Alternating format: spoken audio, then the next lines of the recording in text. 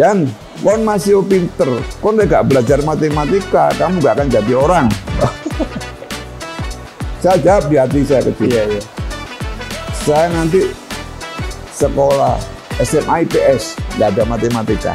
Saya nanti kuliah hukum, nggak ada matematika. Dan saya mau jadi pengacara, tidak ada matematika di situ.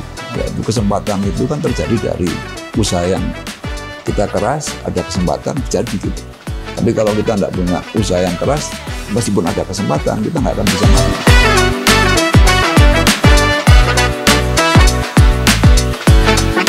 Halo semua, terima kasih sudah setia menonton Rama, Radar Malang Podcast. Saya Andre. Dan kali ini edisi yang spesial karena ini kali perdana saya memandu podcast kebanggaan kita bersama, Radar Malang Podcast. Dan kesempatan kali ini juga akan lebih spesial karena kita kedatangan tamu yang luar biasa, menginspirasi. Beliau adalah pengacara kondang di Malang Raya, tapi belakangan kiprahnya tidak hanya di Malang Raya saja, tetapi juga sudah merambah ke Jakarta. Oke, langsung saja kita sambut dan berbincang dengan Dr. Yayan Rianto, SHMH. Selamat siang, Pak. Selamat siang. Sehat ya, Pak ya? Alhamdulillah sehat. Oke, jadi hari ini kita akan membahas tentang bagaimana perjalanan karir dan perjuangan hidup seorang Yayan Rianto. Dan nanti kita akan kaitkan dengan bagaimana privilege itu dimaknai oleh seorang Yayan Rianto. Karena belakangan ada sindrom, Pak. Jadi semua orang seakan-akan memulai perjalanan hidupnya dari nol, sehingga nanti kita mau melihat sebenarnya dari titik mana seorang Yayan Rianto itu memulai langkah pertamanya. Jadi begitu. Oke, itu nanti kita akan awali dengan cerita masa kecil, background Pak Yayan Rianto itu dilahirkan dari keluarga yang seperti apa. Bisa berbagi cerita aja, Pak. Terima kasih. Jadi saya mulai kecil lahir di Malang ya, tahun 73. Jadi keluarga saya jauh dari bidang hukum. Oke. Jadi bapak saya ini pedagang, ibu saya juga ikut bapak saya di pasar. Cuma saya ini sering nonton film malam-malam itu, film luar ya. Di situ ada film kayak hukum itu ya, ada sosok pengacara di situ. Saya melihat kok enak sekali jadi seperti orang ini gitu. Jam kerjanya itu nggak terbatas, tidak ada jam kerja di film itu ya. Iya. Sehingga membuat saya tertarik. Apalagi di film itu kalau ada orang punya masalah mau ditangkap polisi, orang itu bilang tunggu pengacara saya.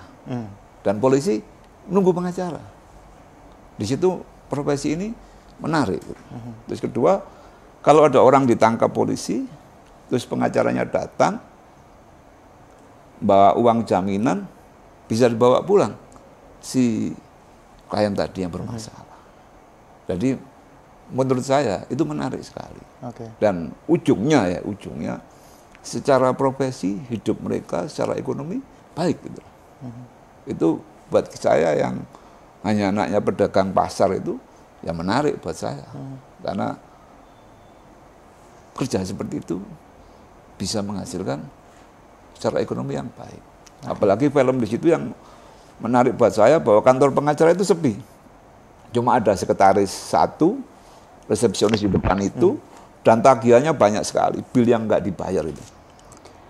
Tapi begitu dia kasusnya selesai, semua tanggungan dia udah selesai dan dia bisa beli rumah baru, bisa beli mobil baru. Tadi ya sorry kalau kita ngomong pekerjaan ya kita ngomongnya materi.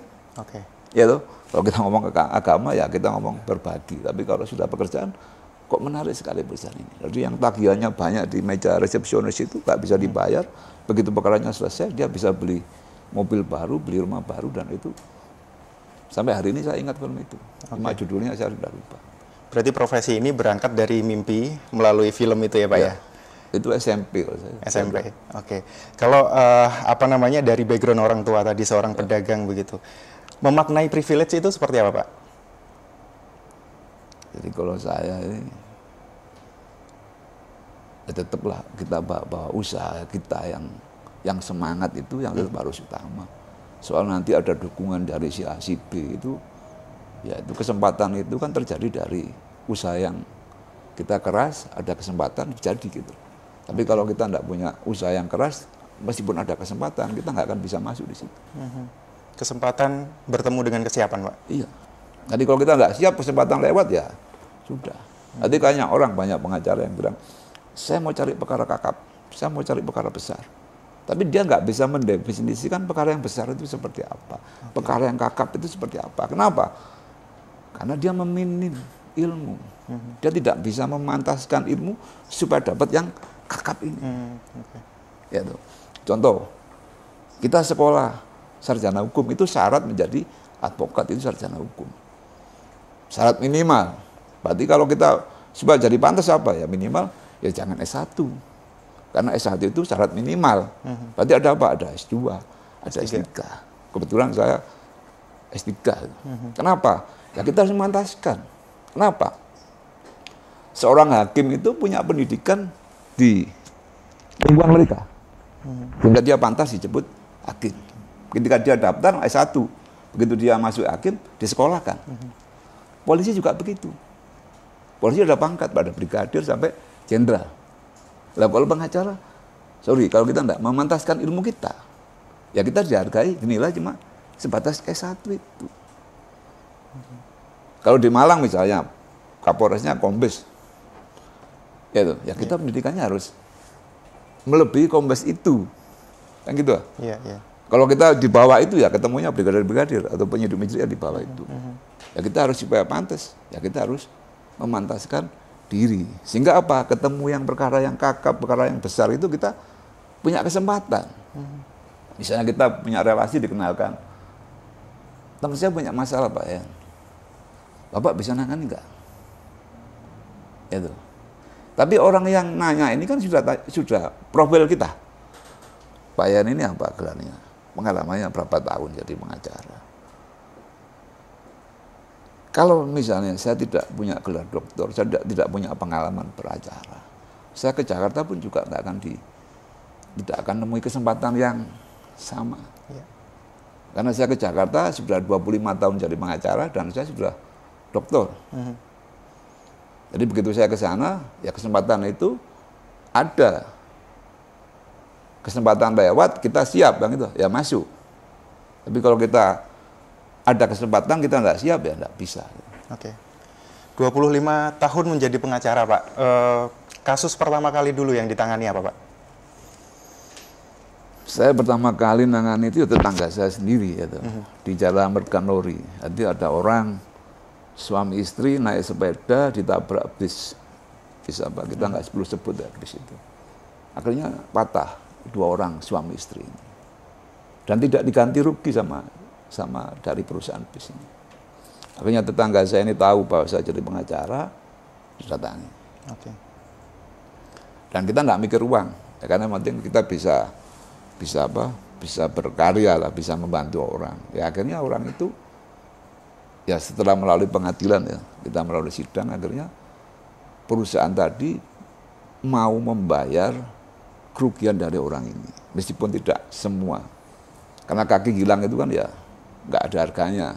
Tapi saat itu tahun 98 atau 99. Perusahaan itu akhirnya ganti rugi 25 juta untuk 2 kaki itu. Sebelumnya nggak dikasih apa-apa. Itu pertama kali saya nangani perkara. Dan akhirnya kan damai. Akhirnya perusahaan itu mau mengasih santunan atau kerugian karena kaki yang hilang itu. Dan orang itu berterima kasih. Karena saya kan nggak narik harus berapa. Dan yang saya jadi berkesan itu gini. Orang itu jualan bakso gitu. Saya kan nggak tahu. Dihentikan di jalan. Pak, saya ini yang pernah Bapak bantu. Itu kenangan yang yang mungkin kita nggak berpikir orang itu akan berterima kasih seperti itu. Kan udah dikasih uang kan dulu waktu kita ngurus. Tapi dalam perjalanan berapa tahun, dia udah bisa kerja, udah pakai kaki palsu, dan dia ketemu saya di jalan dan mengenalkan dirinya bahwa Dok, saya ini orang yang Bapak bantu dulu. Berarti hubungan itu tidak hanya transaksional ya Pak ya, sebagai klien dan pengacara, tapi juga lebih dari itu. Jadi kalau konsep saya bekerja kan begini, saya lebih baik itu bermasalah di depan gitu. Kita selesaikan masalah hari ini, Bapak urusan dengan saya seperti ini. Jangan sampai nanti di belakang hari kita punya masalah. Jadi harus clear di depan dulu. Jadi kalau kita mau jujur ya jujur sejujurnya bahwa masalahnya akan begini, selesainya akan begini, nanti ada biayanya sekian, nanti akan waktunya berapa lama, kita clearkan di depan. Kalau memang udah sepakat di depan, kita jalankan. Jadi jangan sampai orang itu merasa tertipu.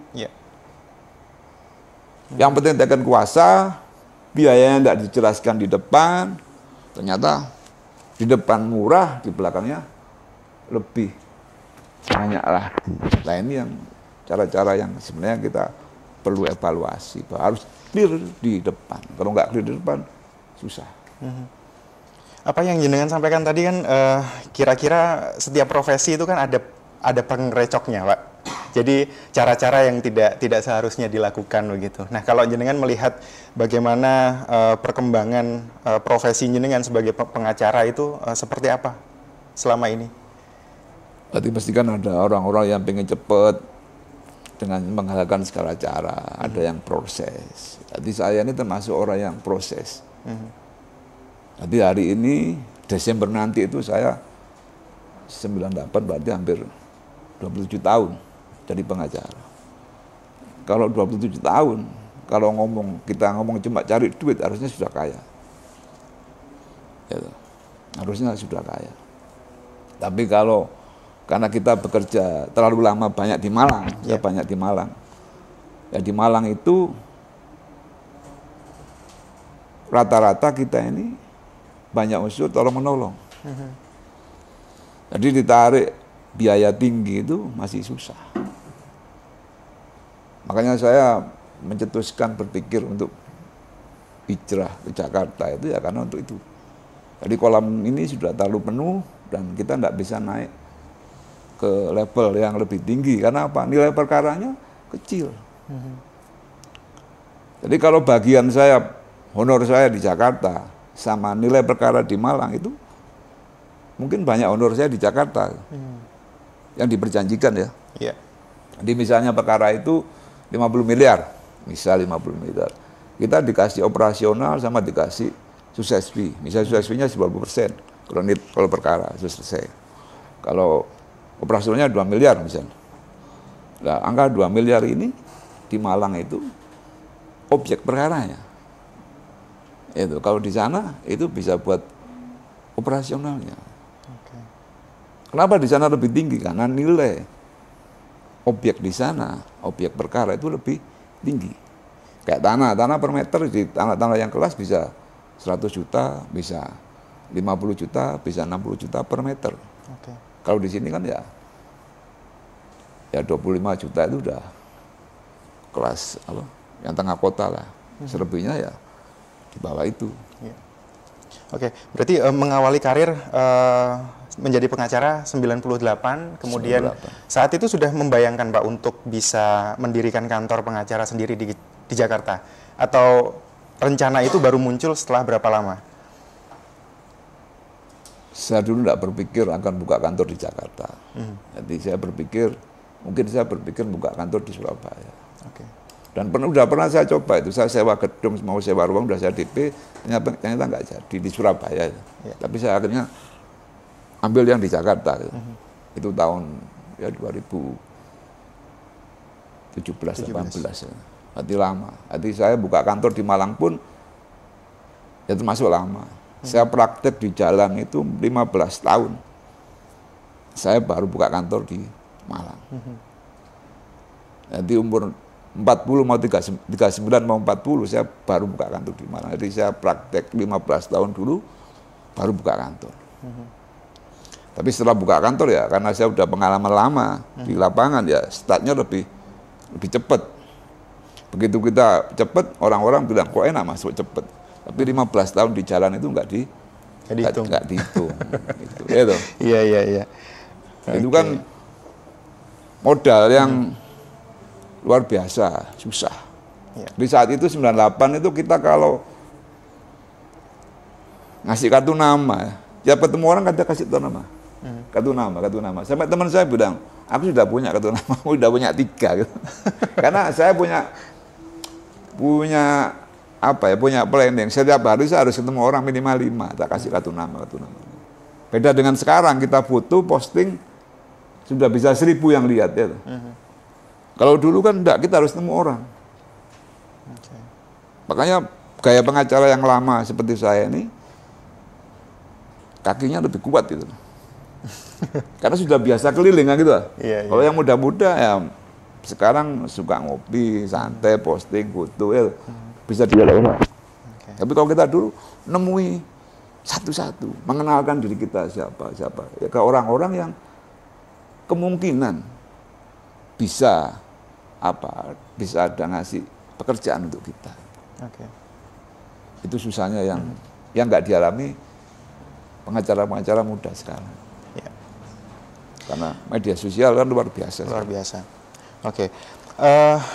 Tadi saya sudah tanya kasus pertama yang pernah ditangani dan lumayan humanis sekali.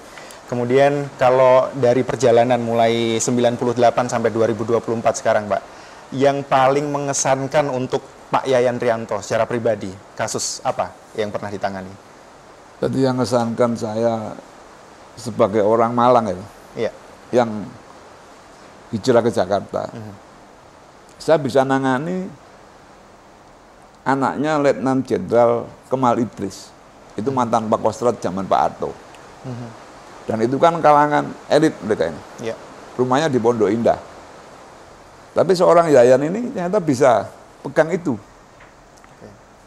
Dan lawannya adalah keluarga Cendana. Itu.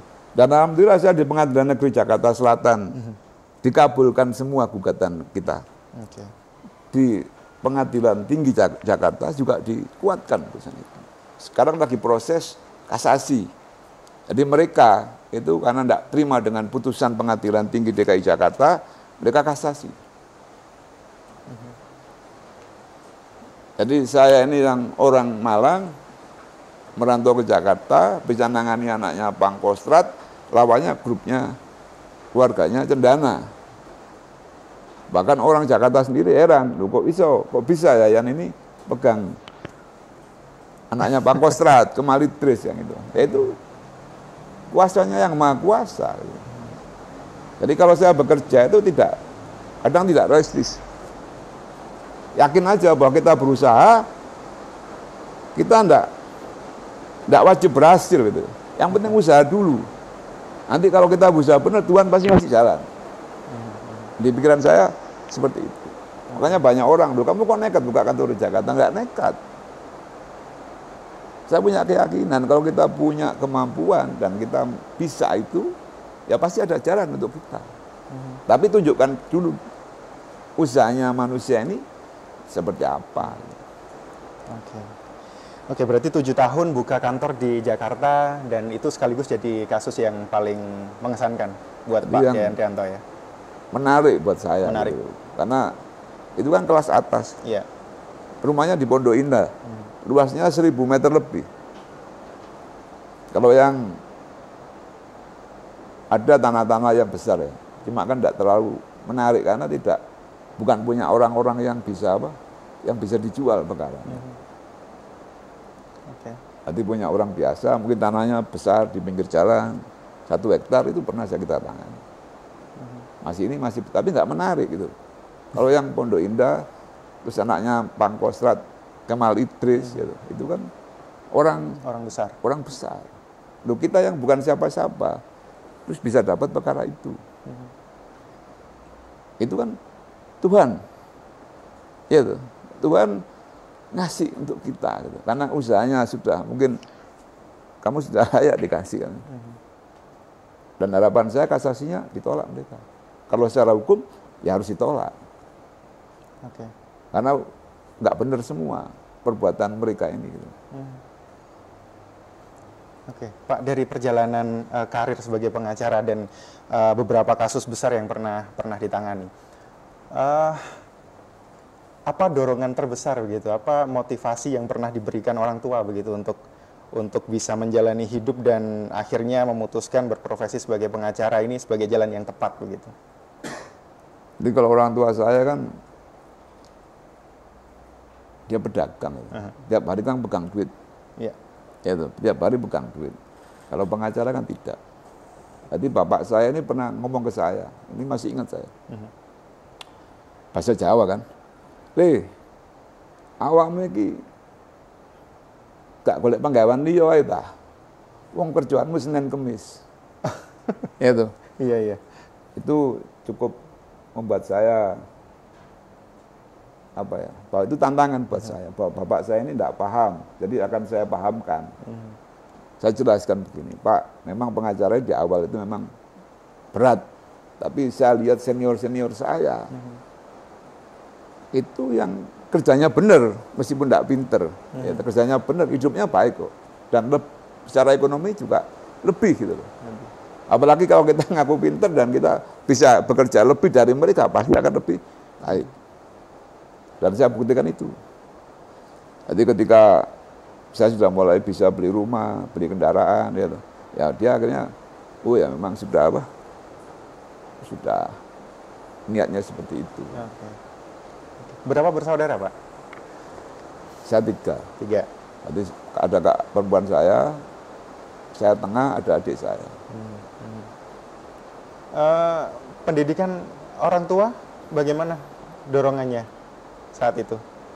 Jadi bapak saya ini SD. SD tidak lulus. Oh, tidak lulus malah. Tidak lulus. Ya. Kalau ibu saya dulu guru agama di PGA. Cuma karena saat itu gajinya guru itu kan sedikit sekali. Jadi ibu saya ikut bapak saya usaha di toko itu. Iya. Oke. Jadi kalau background keluarga kita tidak mendukung. Jadi saya pernah ditanya guru, saya SMA 4, waktu mau ujian, sampai masih ingat sama saya. Yan, kamu mau kuliah apa? Kuliah hukum. Apa kuliah hukum? Kenapa kuliah hukum? Saya ingin jadi pengacara. Bapakmu hakim ah. Nah itu mindset yang harusnya jangan begitu jadi seorang guru. Ya tuh. Harusnya kan kasih apresiasi. Wah, berarti kamu hebat. Bapakmu tidak mendukung kamu di dunia hukum, tapi kamu mau mencari jalan di dunia hukum. Jadi guru itu kadang, kadang itu pemikiran pribadinya yang ditonjolkan. Betul. Masih ingat kata-kata saya. Saya dulu pernah SMP juga diancam sama guru saya di kelas ini. Yan, kon masih pinter, kon gak belajar matematika, kamu gak akan jadi orang.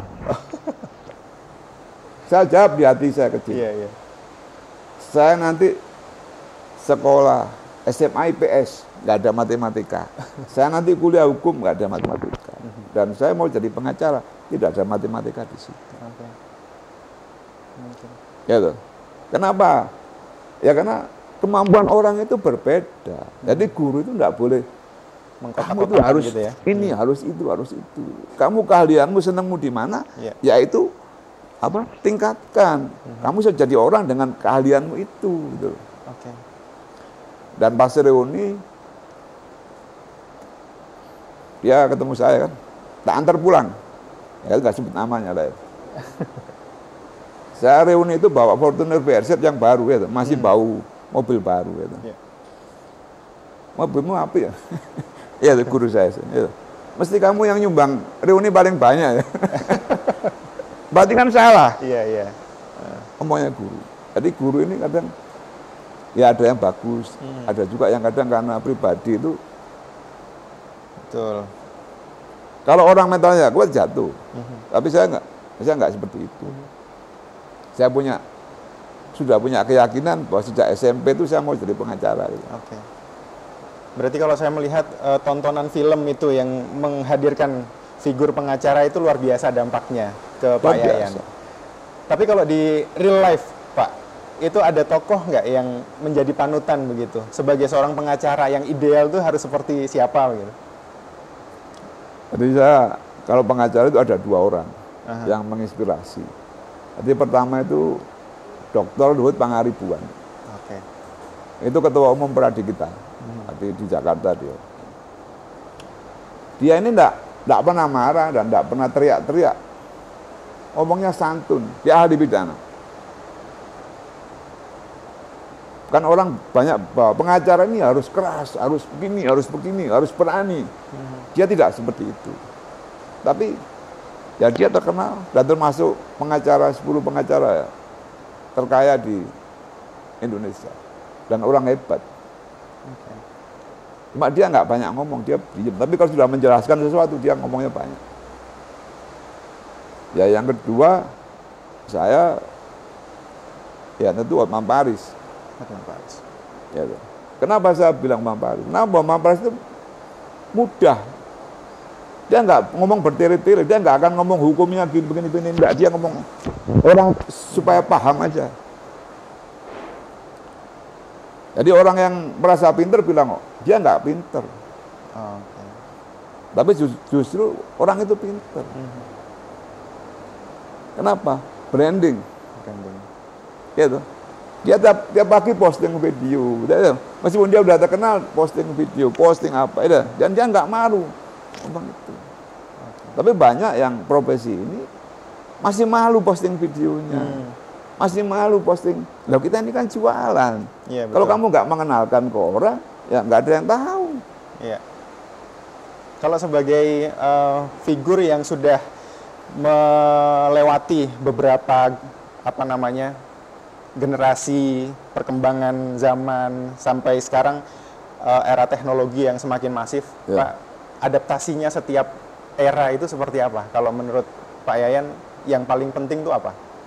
Ya kita harus belajar.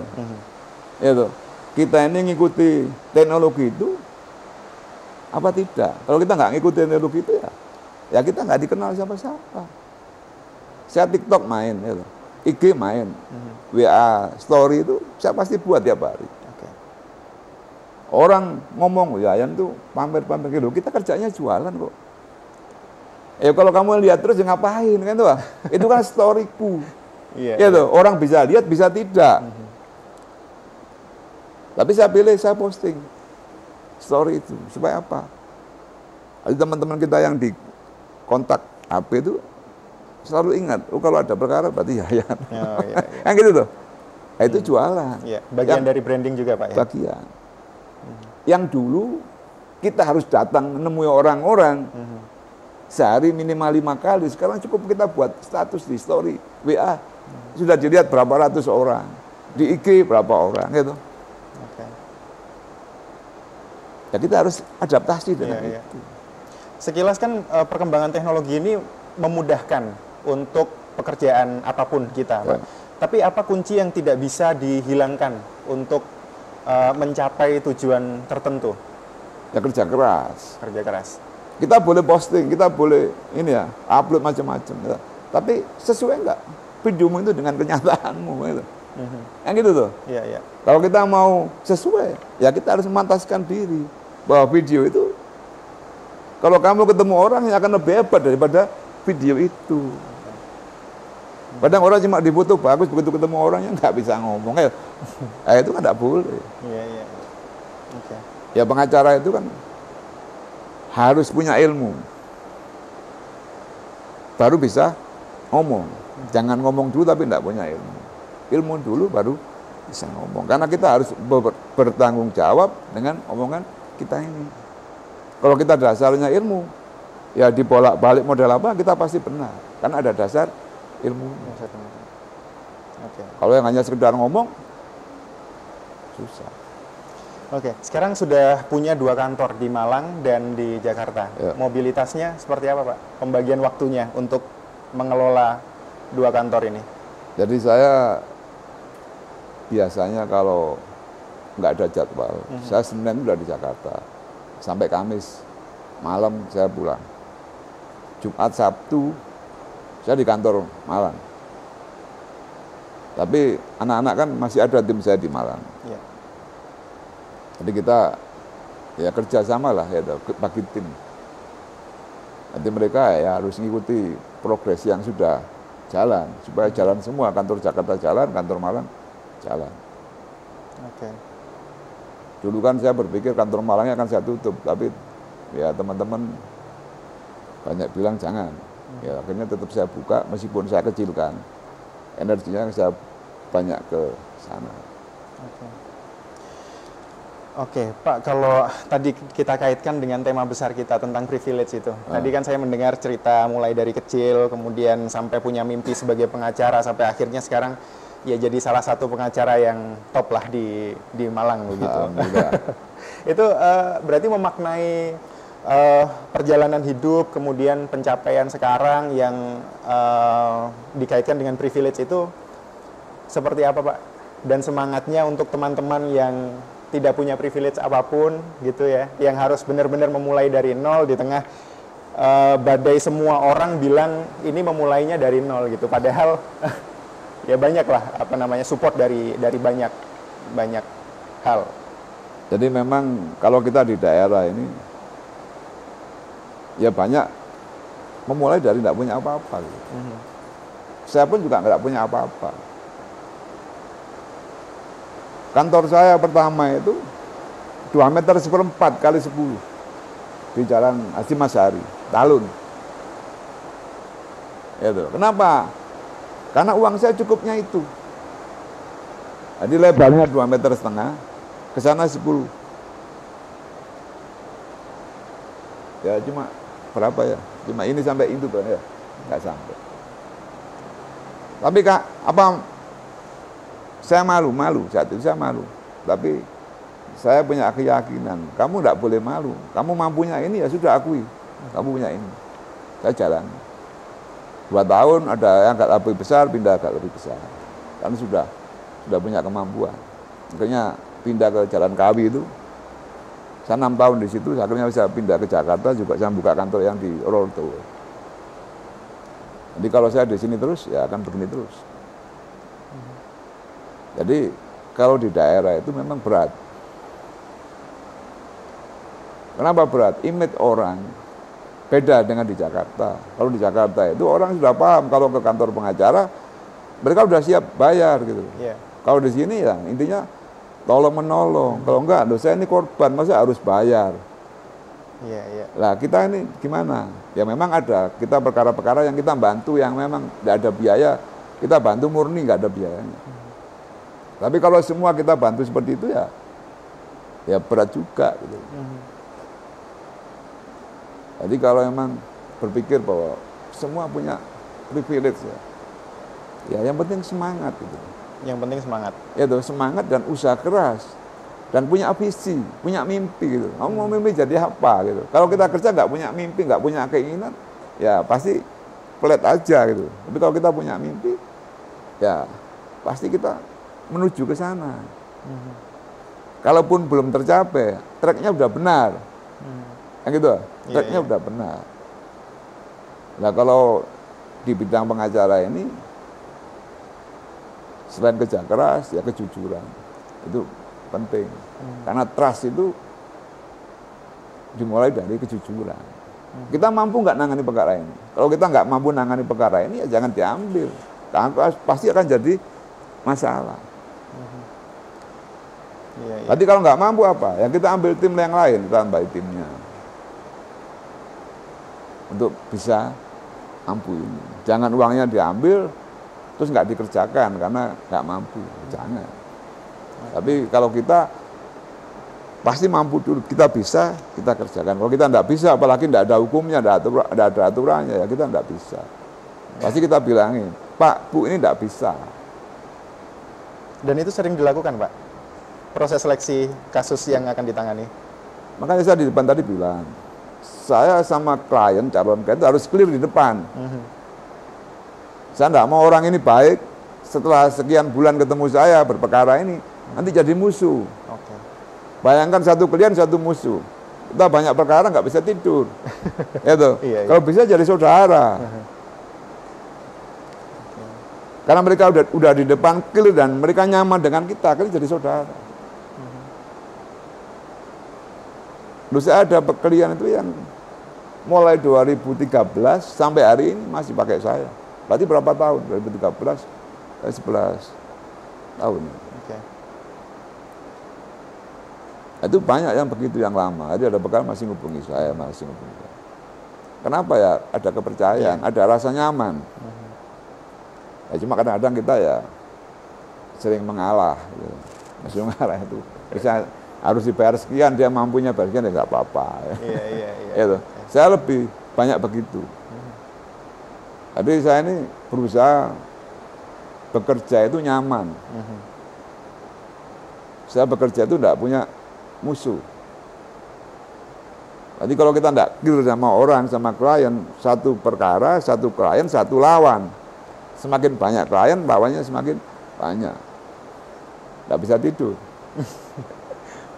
Oke, mungkin ini yang terakhir Pak Yayan untuk menutup perbincangan kita hari ini. Jadi mungkin ada teman-teman barangkali yang fresh graduate dari jurusan hukum yang punya cita-cita untuk jadi pengacara begitu, apa tips yang paling dekat yang bisa mereka lakukan untuk bisa mencapai setiap tangga yang harus dilewati sehingga bisa barangkali nanti akan mencapai di titik yang Pak Yayan pijak sekarang? Dan semoga bisa lebih kan gitu loh. Bisa lebih, ya.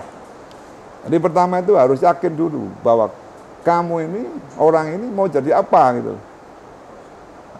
Jadi pengalaman saya di kantor anak-anak magang itu, saya mau jadi pengacara Pak, magang. Tapi dia nggak tahu pengacara itu seperti apa. Begitu tahu kerjanya pengacara, mundur, nggak neruskan magangnya. Berarti dia nggak punya visi. Terus dia nggak punya mimpi. Jadi keinginan jadi pengacara itu harus diyakini dalam hati dan dia harus pantang mundur dengan profesi itu. Nah mereka itu rata mau datang ya pengacara, dipikir enak ya pengacara.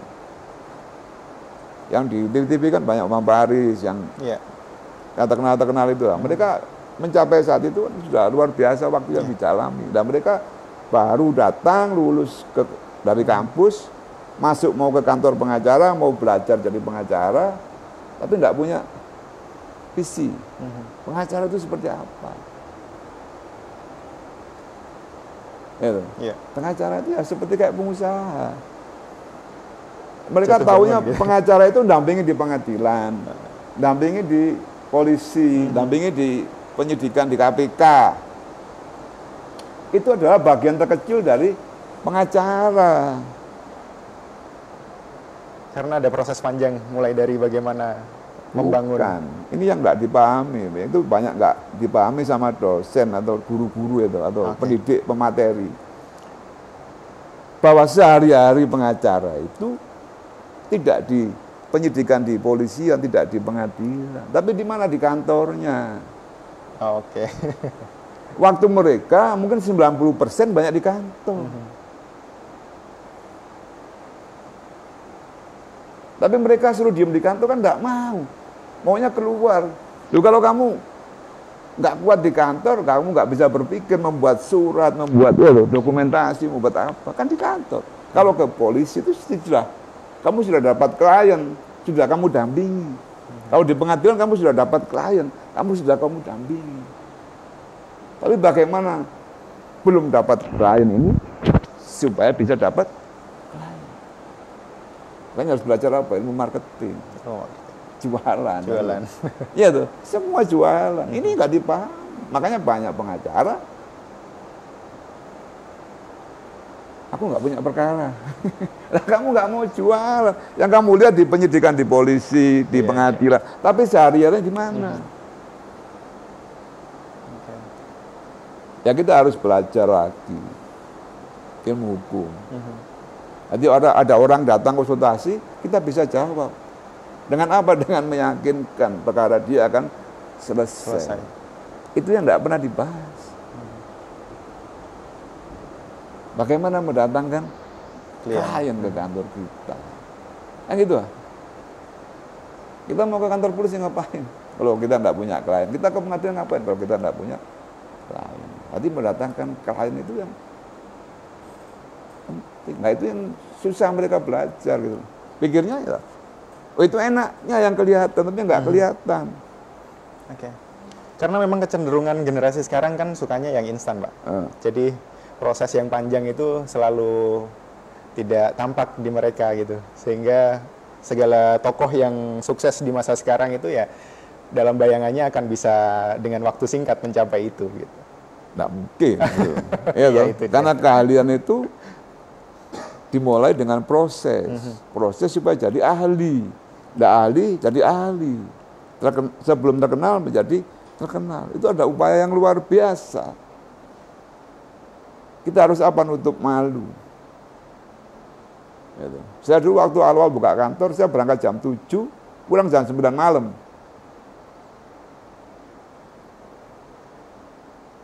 Apa ada orang yang mau? Enggak mau.